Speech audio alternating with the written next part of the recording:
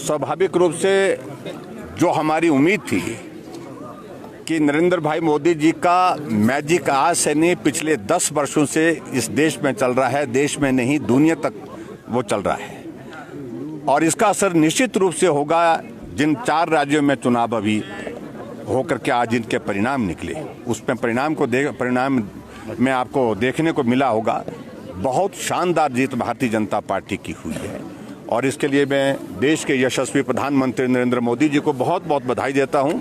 Party का राष्ट्रीय अध्यक्ष जगत प्रकाश नड्डा जी को बहुत बधाई देता हूं और भाई अमित शाह जी को भी बहुत बहुत बधाई देता हूं। और निश्चित रूप से इस बात को मान करके चलिए कि ये दौर अब बहुत तेजी से आगे बढ़ेगा। 2024 में पूरे देश भर में भारतीय जनता पार्टी की सीटों का आंकड़ा पीछे की तुलना में और ज्यादा बढ़ेगा। कैडर में हौसला बढ़ता है। जो झूठी गारंटियों का एक दौर शुरू हुआ था जिस राज्य से, उसी राज्य में उसको दफन कर दिया।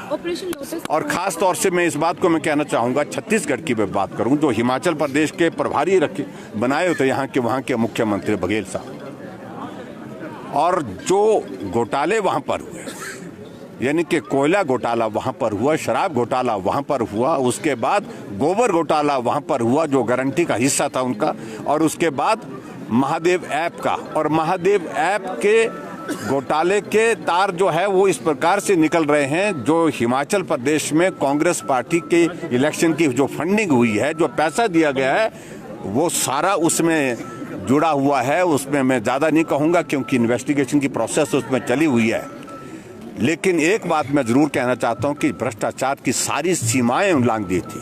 राजस्थान में लाल डायरी का क्या मतलब है?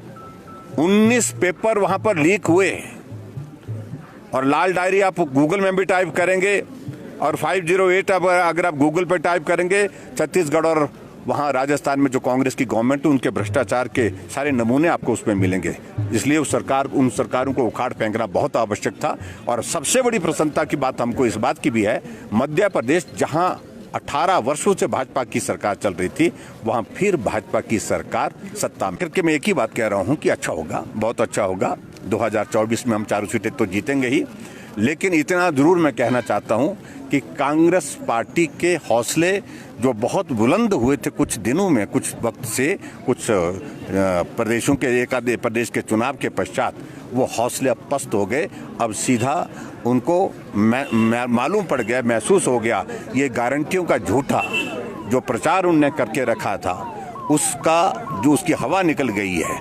जाकर के यहाँ के नेता दूसरे प्रदेशों में जाकर के भाषण दिए जा रहे थे कि हिमाचल प्रदेश में हमने 10 की 10 गारंटियां हमने लागू कर दी, और मैं तो हैरान हुआ वहाँ छत्तीसगढ़ में जाकर के।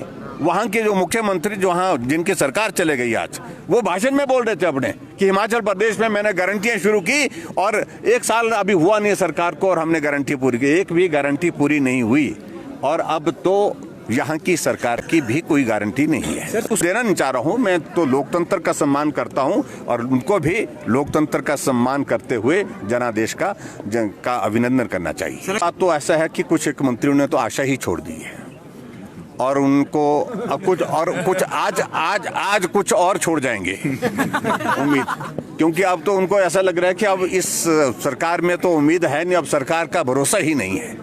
सबसे बड़ी बात यही है कि चारों तरफ अव्यवस्था का दौर इस कदर चला हुआ है पूरे प्रदेश भर में कि लोगों का भरोसा ही उठ गया। 1 साल के इस छोटे से कार्यकाल में ही लोगों का भरोसा वर्तमान सरकार से उठ गया है और आने वाले समय में जो इनके सामने जो कठिनाइयाँ होंगी, वो कठिनाइयों का इनको सामना करना पड़ेगा। मुझे लगता नहीं है कि सामना करने की परिस्थिति में हो पाएंगी। ये होर्डिंग लगा के रखे हैं, नया दौर, एक कोने से दूसरे कोने तक, व्यवस्था परिवर्तन, एक कोने से दूसरे कोने तक।